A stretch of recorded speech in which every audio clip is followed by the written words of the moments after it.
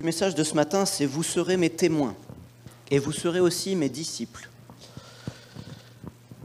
Je vous invite à lire dans Matthieu 28, versets 16 à 20. Alors on n'a pas eu le temps, désolé, de faire l'affichage pour ce matin.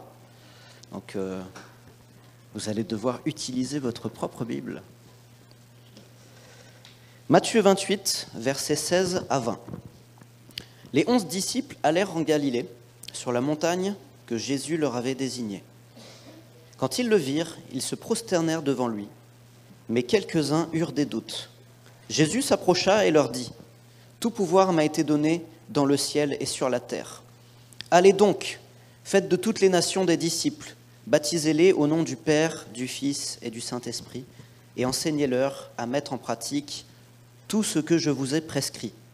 Et moi, je serai avec vous tous les jours jusqu'à la fin du monde. » Texte bien connu de tous, Jésus est mort, il est ressuscité, il apparaît à ses disciples pour leur donner la mission qu'ils doivent poursuivre.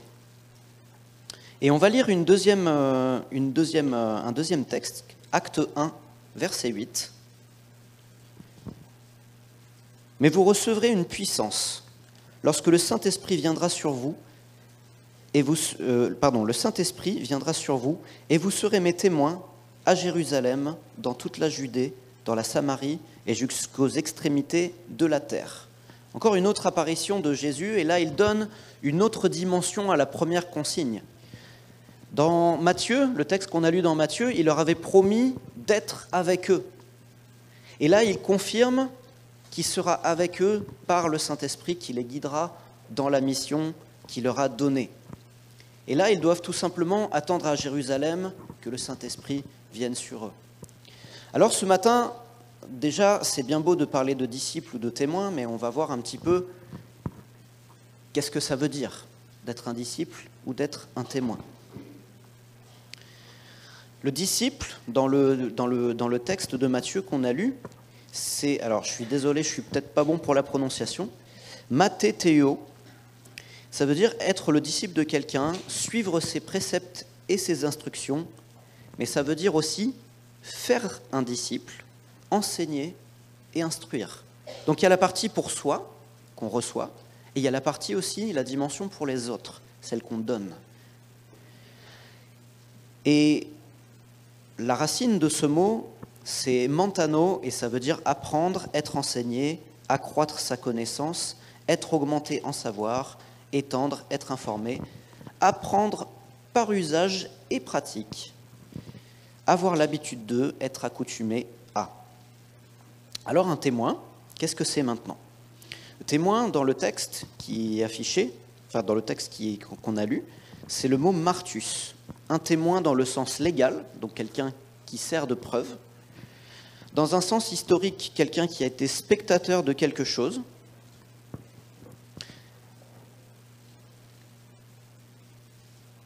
Et c'est aussi quelqu'un qui a supporté des choses difficiles, peut-être même une mort violente ou un martyr. Et c'est de martus que vient le mot en français martyr. Donc ça, c'est beaucoup moins marrant déjà. Mais pourtant, c'est la définition. Ce que j'aime bien, c'est que la langue française, elle est bien faite à partir du latin, puisque dans le mot disciple, du mot disciple, il y a pu y avoir le mot qui s'appelle discipline. La discipline, on n'aime pas beaucoup ça, parce que ça nous oblige à faire des efforts à plein de choses. Mais une discipline, elle peut être aussi bien technique ou sportive. Tous les sports sont des disciplines. On l'a vu pendant les Jeux Olympiques. Pour qu'il y ait discipline, il faut qu'il y ait des règles du jeu, des choses qui sont, on va dire, écrites et qu'on doit respecter. Et il doit aussi y avoir un coach, un entraîneur, quelqu'un en tout cas qui nous amène à plus, qui vérifie que les règles soient bien faites, ça c'est les arbitres. Et puis il y a les coachs et les entraîneurs qui suivent et qui vont dans la discipline. Les chrétiens suivent les préceptes de Christ. La discipline, c'est pas simplement d'être concerné. La discipline, c'est d'être impliqué. Il n'y a pas longtemps, on a eu un coaching avec justement un coach de rugby dans le sein de l'entreprise, etc. Et il a dit quelque chose qui était très intéressant. Dans une omelette au jambon, ça va, vous n'avez pas trop faim? Dans une omelette au jambon, la poule est concernée, mais le cochon est impliqué. Je le refais. Dans une omelette au jambon, la poule est concernée et le jambon est impliqué. La poule, elle est à l'extérieur, elle a fait son job, elle a pondu son œuf et en quelque sorte, peu importe ce qui se passe après. Alors que le cochon, lui, il est dedans. Alors peut-être qu'il n'a rien demandé, hein, mais en tout cas, son degré d'implication est beaucoup plus important que la poule. Alors c'est une métaphore que j'ai trouvée très jolie, mais qui peut s'adapter aussi à nous spirituellement. Est-ce qu'on est concerné dans le discipulat, dans le fait qu'on soit des témoins ou des disciples du Seigneur, ou est-ce qu'on est impliqué? Et ça fait une grande différence. La poule, elle peut dire « T'as vu ce qu'il fait, lui, avec mon œuf? C'est n'importe quoi. Moi, je ne l'aurais pas cuit comme ça, parce que je les préfère bien baveuses, les omelettes. » La poule pourrait dire, puisqu'elle est encore là, mais elle est extérieure à la situation, à dire au bout d'un moment, je donne, j'ai fait ma part, et en fait, après, peu importe ce qui se passe. Alors que, excusez-moi de la parabole, alors je vais la reprendre, enfin de la petite image, mais c'est que le cochon, lui, il est impliqué toute sa vie entière. Son corps, son temps, son énergie, il n'y a plus rien, il est dedans. Il est à fond, il est dedans. Il ne peut rien faire d'autre, il est à fond, il est dedans. Et ce que je regarde de la part des disciples du Seigneur Jésus, c'est qu'eux aussi sont en plein dedans. Ils vont au bout. Il y en a certains même qui vont jusqu'à mourir et aucun n'a lâché parce qu'ils sont impliqués. Beaucoup de gens, et moi le premier dans l'église, je suis concerné par le ménage parce que j'aime bien quand j'arrive dans l'église qu'elle soit propre. Je suis concerné par le service d'accueil, par le culte des enfants, la louange, la relation d'aide, la jeunesse, tout ce qui peut se faire dans l'église et en dehors de l'église. Je suis concerné. Mais est-ce que je suis impliqué? Est-ce que nous sommes impliqués dans ce que le Seigneur nous demande? Combien d'entre nous sommes concernés par les gens qui se perdent dans leur propre famille, dans leurs collègues, leurs amis? On est tous concernés. On a tous des amis, on a tous des collègues, on a tous des gens qui sont autour de nous.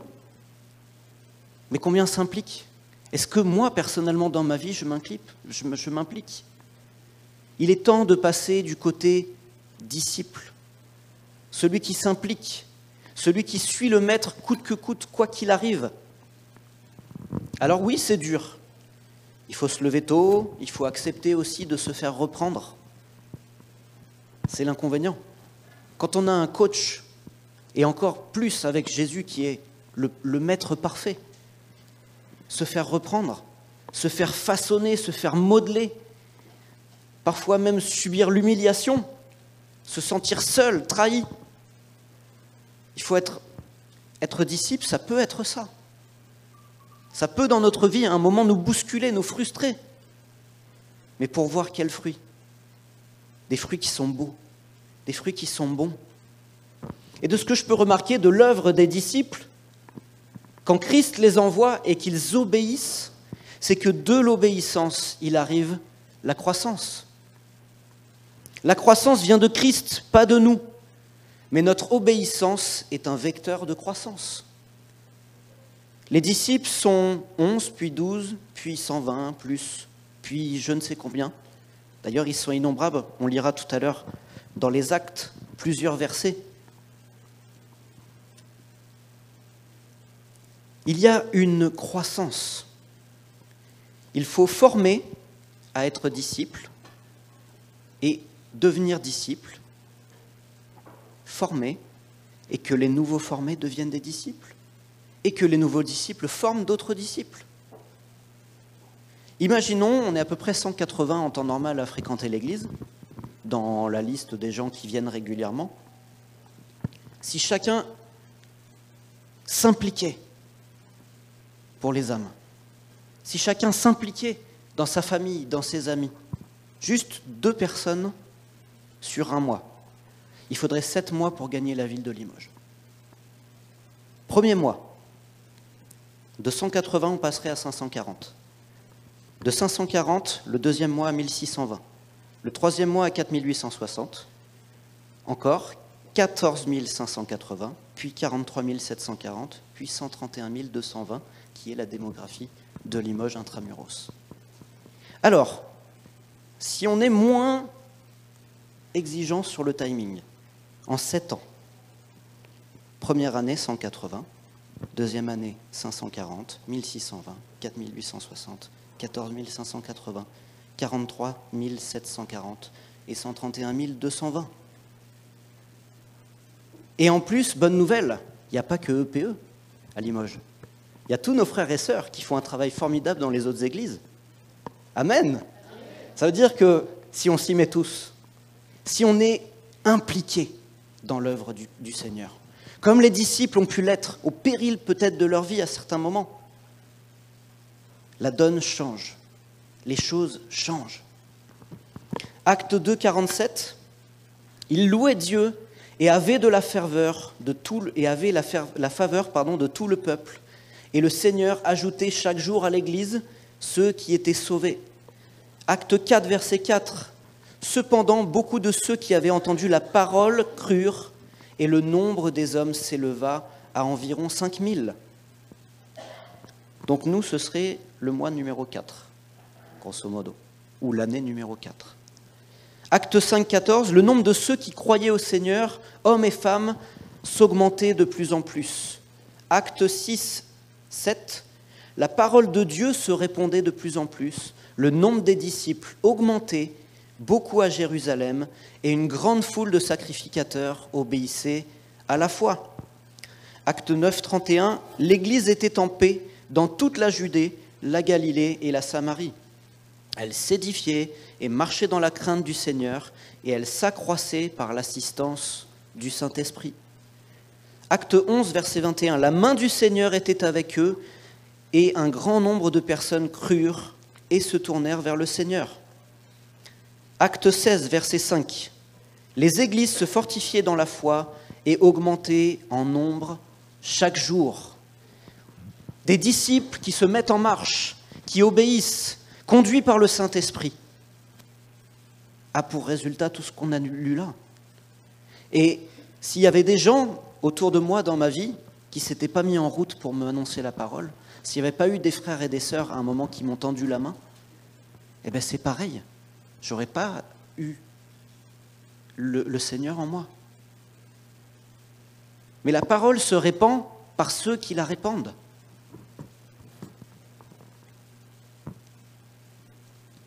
Je crois, moi, en l'expansion de l'Église de l'intérieur vers l'extérieur. Le texte de Acte 1, verset 8 qu'on a lu tout à l'heure, « Mais vous recevrez une puissance lorsque le Saint-Esprit viendra sur vous, et vous serez mes témoins à Jérusalem, dans toute la Judée, dans la Samarie et jusqu'aux extrémités de la terre. » Ce que j'aime bien, c'est quand Jésus parle à ses disciples, il leur parle, ils sont à Jérusalem. Et il dit, vous serez mes témoins à Jérusalem, puis dans toute la Judée, puis dans la Samarie, puis aux extrémités de la terre. Il y a comme une croissance, il y a comme un plan d'action qu'il faut déjà commencer par là où on est. Et après, on va pouvoir étendre. Et après, on va pouvoir aller plus loin. Je crois que toutes les petites choses qu'on peut faire dans notre Jérusalem personnel tous les jours amènent la parole jusqu'en Judée, et jusqu'en Samarie, et jusqu'aux extrémités de la terre. Alors nous sommes à Jérusalem, et la question qu'il faut se poser, c'est est-ce que c'est à nous d'aller plus loin que à Jérusalem, ou est-ce que c'est à nous d'être utiles dans la Jérusalem, et que du coup, ce ne soit pas une personne frontalière à la Judée qui fasse ensuite le travail dans la Judée, et quelqu'un de frontalier dans la Samarie qui fasse dans la Samarie. Des fois, on veut toujours tout faire, tout seul. On se dit, au lieu de commencer par là, je vais faire plus de ci dans ma vie. Je vais faire plus de ça dans l'église, il nous faut plus de réunions, il nous faut plus, je veux aller plus loin, je veux toucher des milliers de personnes sur Internet, etc. Ok, c'est bien, si le Seigneur t'appelle à ça. Mais toucher des milliards de personnes sur Internet, alors qu'on pourrit sa famille, alors qu'on n'est pas bon dans son travail et qu'on fait n'importe quoi et qu'on crache sur ses collègues. Là, Jérusalem, l'endroit où je suis, l'endroit où vous êtes maintenant, et vous serez mes témoins dans la Jérusalem. Et vous savez ce qui est fantastique avec le service pour Dieu, c'est que les uns sèment, les autres arrosent, et les autres moissonnent. 1 Corinthiens 3, versets 6 à 8. « J'ai planté, Apollos a arrosé, mais Dieu a fait croître. En sorte que ce n'est pas celui qui plante qui est quelque chose, ni celui qui arrose, mais Dieu qui fait croître. Celui qui plante et celui qui arrose sont égaux, et chacun recevra sa propre récompense selon son propre travail. » Amen. Il ne faut pas croire que tout vient de nous. Le rôle de l'Église, c'est d'accueillir, d'enseigner, de former sur certains sujets et d'envoyer. Et vous savez, ça, c'est quelque chose où moi j'ai eu un petit peu de mal. On y reviendra tout à l'heure. Mais l'Église, c'est pas forcément de faire des grosses campagnes d'évangélisation, sauf si Dieu nous conduit dans ce sens.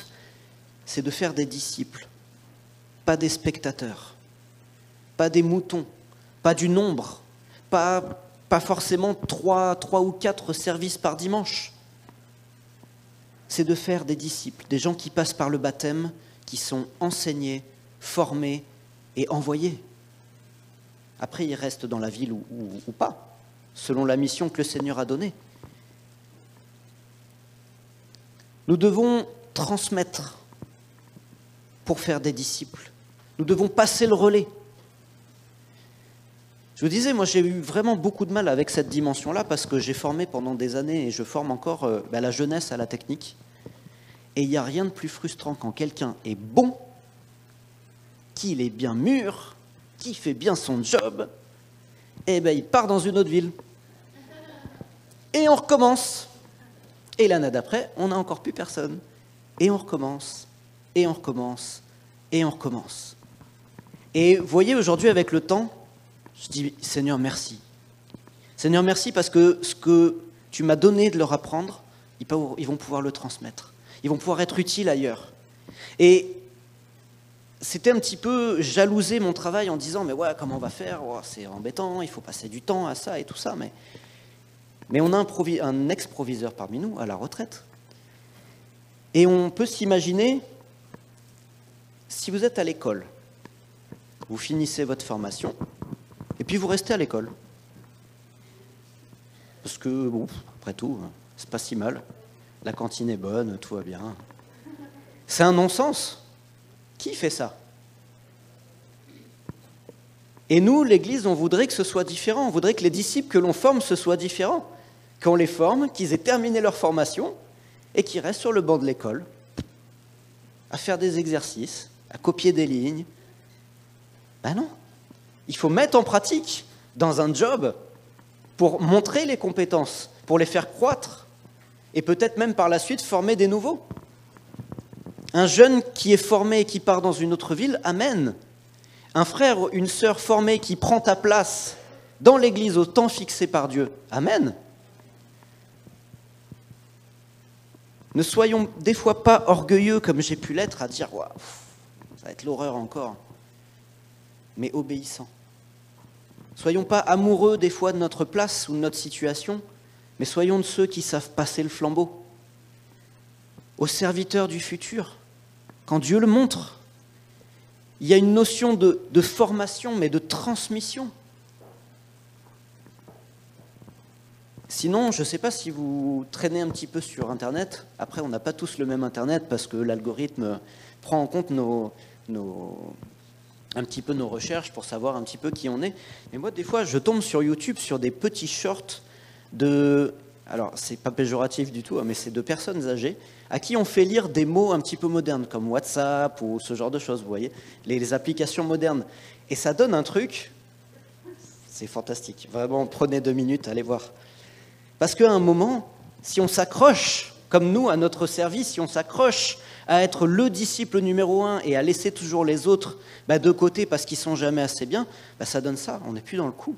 Et le Seigneur a prévu autre chose pour nous avec notre expérience, notre maturité, et nous on s'accroche.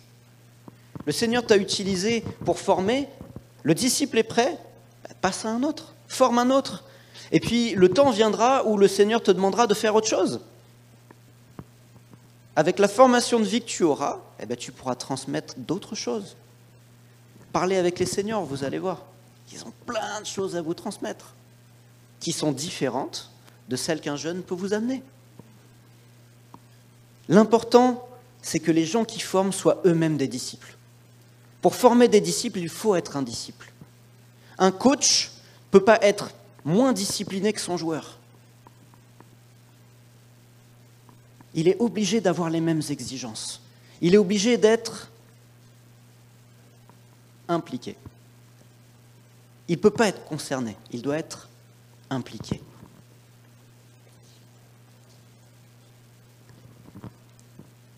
Vous savez, dans ma vie personnelle, j'aime bien me rappeler de temps en temps le jour de mon baptême. Le moment où j'ai donné au Seigneur mon engagement à le suivre, à suivre ses enseignements, à le suivre sur un chemin même qui va me déplaire à certains moments. Et combien de fois j'ai perdu en chemin cet engagement-là?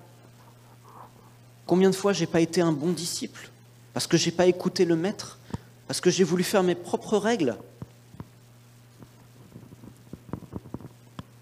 Dans Apocalypse 2, versets 4 à 5, il est marqué « Mais ce que j'ai contre toi, c'est que tu as abandonné ton premier amour. Souviens-toi donc d'où tu es tombé. Repens-toi et pratique tes premières œuvres. Sinon je viendrai à toi et j'ôterai ton chandelier de sa place, à moins que tu ne te repentes. » Il parle à une église là qui a tout pourtant pour faire les choses bien, qui fait les choses, qui est concernée par son œuvre. Elle est concernée par les cultes le dimanche matin, elle est consultée par tout ce qu'elle fait, toutes les œuvres, toutes les choses qui sont... C'est la super méga church de l'époque, quoi. Elle fait tout bien. Et des fois, on peut faire les choses comme ça, en étant juste concerné. On fait les choses parce qu'on sait les faire, parce qu'on a l'expérience, tout va bien. Mais ce que j'ai contre toi, c'est que tu as abandonné ton premier amour. C'est que des fois, on fait tellement les choses par habitude qu'on ne les fait plus par amour du maître. On ne les fait plus dans la discipline du maître. Et on passe de discipulat à disciple plus là. Voyez la différence ? On passe d'un endroit où on est dans l'obéissance, où on est un témoin efficace, où on fait ce que le Seigneur nous a demandé, à un endroit où on fait les choses par habitude et on n'est plus disciple.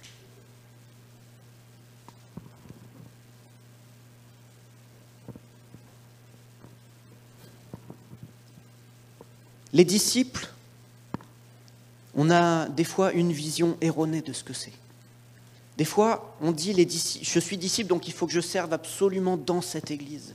Il faut absolument que je serve dans ce service, parce que j'en ai envie. Dans certains cas, oui, et le Seigneur appelle. Mais la plupart des disciples qui ont été ajoutés, et la plupart des disciples originels, c'était pour servir dans la ville, dans nos travails, dans nos cercles de relations, dans nos amis, de parler, de témoigner, d'agir avec calme et amour quand il y a des situations qui sont compliquées. Je peux vous le dire, si on est tous 180 disciples à servir dans l'église, amen, alléluia. Mais qu'est-ce qu'on va faire à 180 ? Tous sur l'estrade, tous à faire le ménage, ça ce serait vraiment cool pour le coup. Et là il y a Marie-Françoise qui dit amen. On a à peu près entre 6 et 8 services, donc faites le calcul. Hein. Ce serait un petit peu compliqué. Mais le Seigneur nous appelle à être disciples là où nous sommes, dans la Jérusalem, dans notre vie de tous les jours. Et après, le nouveau disciple qui sera formé, lui, va pouvoir aller en Judée. Et ça va s'étendre. Et ça va donner quelque chose de parfait. Parce que le plan de Dieu est parfait. Mon service doit servir Dieu et ses intérêts. Je suis disciple, donc je sers le maître.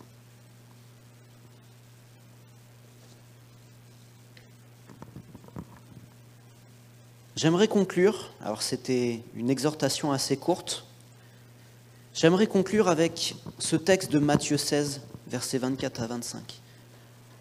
Alors Jésus dit à ses disciples, « Si quelqu'un veut venir après moi, qu'il renonce à lui-même, qu'il se charge de sa croix et qu'il me suive. Car celui qui voudra sauver sa vie la perdra, mais celui qui la perdra à cause de moi la retrouvera. Si quelqu'un veut venir après moi, qu'il renonce à lui-même, qu'il se charge de sa croix et qu'il me suive. » Combien de fois on veut être disciple? Combien de fois on veut avoir des carrières, des fois, dans les églises, ou être reconnu, alors que le Seigneur nous demande de prendre la croix, de prendre sa croix et le suivre.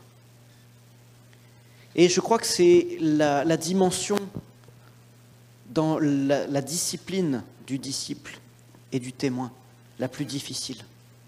Renoncer à soi-même, renoncer à ses envies, des fois, renoncer à ses rêves de grandeur, prendre sa croix et suivre Christ. Regardez tous les disciples, pour la plupart, enfin tous, ont suivi Jésus. Ils ont pris leur croix. Il y en a qui sont morts dans d'atroces souffrances. Tous ont été jusqu'au bout.